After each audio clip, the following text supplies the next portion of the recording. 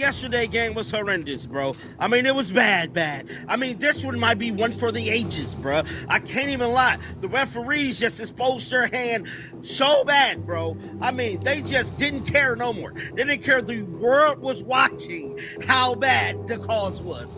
They didn't care at all. They was going to get their issue off against the Fever no matter what. And I'm here to tell you, that's exactly what went down, bro. I mean, they got their issue off in a major way, bro. I mean, there was countless of times I could literally look at the screen and know that was a foul. Hold on tight, because we recently discovered footage so crazy that it makes reality TV seem like a church service. What if I told you that the true MVP of the WNBA isn't a player, but a referee with a personal grudge and a whistle hotter than a jalapeno? You won't believe what this referee did. And yes, it's all on tape. Let's get right into it. Caitlin Clark wasn't just fouled. She was robbed. The receipts are messier than a toddler's spaghetti night. So lads, today the referees gave the report on the situation, and it's even worse. It's even worse than I imagined, and it was pretty grim. Like, it was a pretty grim overall, it was a pretty grim overall. Watching the WNBA and seeing how things are run, seeing how things are done, and after you've seen what it looks like to get it right, and you come in and see something looking really wrong, you're going to call it out. It is what it is. You're going to be critical of players. If they do something shady or classless, you're going to call that out. And the whistle blows once more, not for a foul or a travel, but apparently for being Caitlin Clark because, let's face it, at this point, the WNBA referees have changed from being officials to chaotic gremlins with whistles, and the game is not basketball, but rather a poorly written soap opera, where the officials moonlight as cartoon villains somewhere between the missed calls, phantom fouls, and oops. I guess I missed that punch to the face.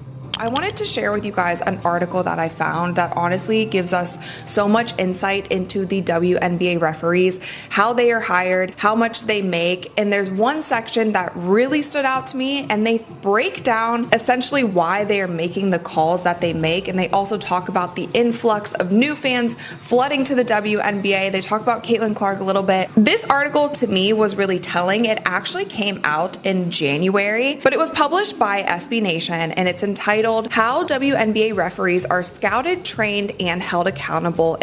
This isn't suspense. It's slow motion sabotage, and the audience is tired and no longer puzzled. It's like watching a cooking show where the judges randomly unplug the oven mid-bake and blame the contestant. And Caitlin Clark is the contestant getting sabotaged, smiling politely as her three-tier cake melts into floor soup. Corrupt referees aren't just ruining games. They're actively stealing the fun from a league that should be attracting more viewers hoping for competitive action rather than referee-led improv theater. You would think with what they say coming into the season, Kathy made it her business to let them know that, referees is going to be getting assessed for this next season to make sure they're making the right, proper calls. Man, at this point, we need NBA refs all the time, bro. I don't want these YMCA, junior league, high school ass referees, bro. We need real life refs because as of right now, they're costing the Indiana Fever major games that they definitely need to win. Let's be honest. This is the existential exhaustion that only arises when you realize that you could drop 60 points and someone would still call a charge because you blinked too hard. Caitlin appears exhausted, and she is carrying a franchise, a league, and half of women's basketball fandom on her back. And the referees are out here making sure her shoelaces are tied together during every possession. You remember how last year started? You remember the lopsided officiating that we got last year? The All-Star break comes around, the Olympic break rolls around, and then what did we hear from Lynn Dunn? Lynn Dunn goes on the Dan Dockage show, and she calls out the officiating. She calls out the referee. She calls out the WNBA. The lopsidedness that is being shown not in favor of the Indiana Fever. The clear biases when it comes to foul calls. The clear biases when it comes to not calling foul calls. Last year, it took us halfway. 305042. She is obviously depressed. Can you imagine being a top-tier employee who shows up every night to perform miracles only to discover that your biggest rival isn't even wearing the opposing team's jersey? Instead, it's the zebras with whistles, who somehow manage to ignore real assaults while flagging her for simple movement as though she's breaking some obscure NBA anti-glow-up rule. The way she's being treated isn't just incorrect, it's cartoonishly incorrect. Caitlyn unintentionally entered a world where logic doesn't exist, and Coach Stephanie White didn't just lose her cool. Instead, she donated it to science. She appeared to be auditioning for a Whose Line Is It Anyway reboot, with every prompt responding to yet another offensively poor call. The woman was pacing, screaming, and getting more and more irate like a human thermometer of injustice. There was less coaching and more live demonstration of what gaslighting looked like in real time. The officials were acting like it was jazz night at the officiating club, freestyling their own rules without even trying to be fair. Things a little bit holistically. I think Caitlin Clark is a really hard player to officiate, much like Diana Taurasi was throughout the course of her career, for a couple of reasons. Caitlin Clark regularly gets picked up in the full court. She also gets blitzed more over the course of her career than any player in WNBA history, or in that period of time. And she also creates some contact herself on the offensive end of the floor. She is very difficult to officiate because of all of the contact that's happening around her all of the time. That being said, I was in contact with a number of WNBA coaches yesterday about this topic of the officiating in the WNBA, and all of them said it cannot be expressed in any other way. Caitlin Clark is being treated as though she committed a crime against basketball when all she did was make it popular once more. The WNBA wanted visibility. So great, congrats, you got it. Now, the referees are squinting into the spotlight like vampires caught in the sun, panicking under the weight of actual attention. They didn't expect fans, replays, or anyone to start asking questions, and Twitter has slow motion breakdowns of every flop, denial, and logic D defying the whistle, and somehow it keeps getting worse. Caitlyn goes for a fast break, and then she makes a clean steal whoops violation, breathing too aggressively in the key technical foul, while the opposing team is reenacting a UFC promo and receiving nothing but high fives. It seems as though the referees became perplexed and believed that the WNBA was a book of choose your own adventure, where Caitlyn consistently ends up in detention regardless of which page you turn. It's not just about bad calls.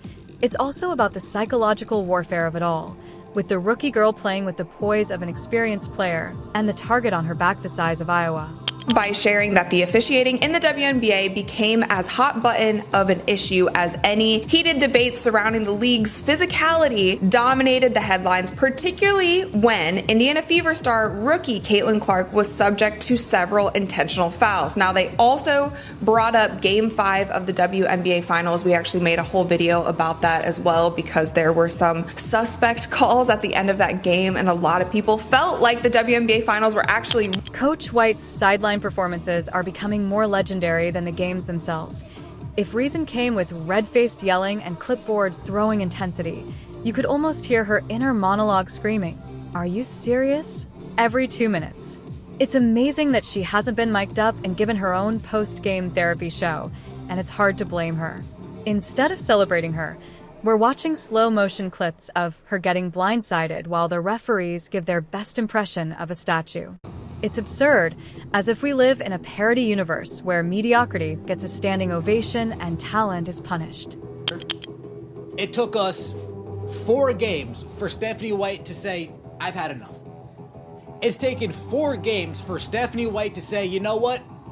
I've had absolute enough. Game 1, okay. Game 2, okay. Game 3, all right. But today was the last straw when it came for Stephanie White. The New York Liberty get to the free throw line 32 times.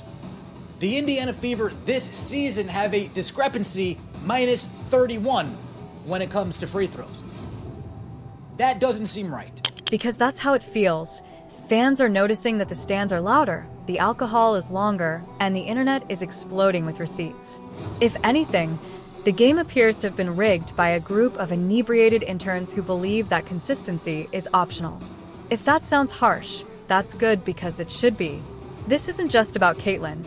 It's about what happens when you bring real star power into a system that isn't designed to handle it.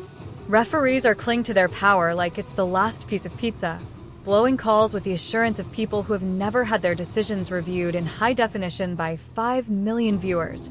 These referees weren't just bad, they were Olympic-level bad. For example, did you borrow your rule book from a coloring book? Caitlin's offense is playing too well, and their response makes it harder for her. If nothing changes soon, the final act won't end in applause. Instead, the audience will leave wondering why they ever trusted the script. And just when you thought the refereeing could get any more crazy, they turn the circus dial straight up 11.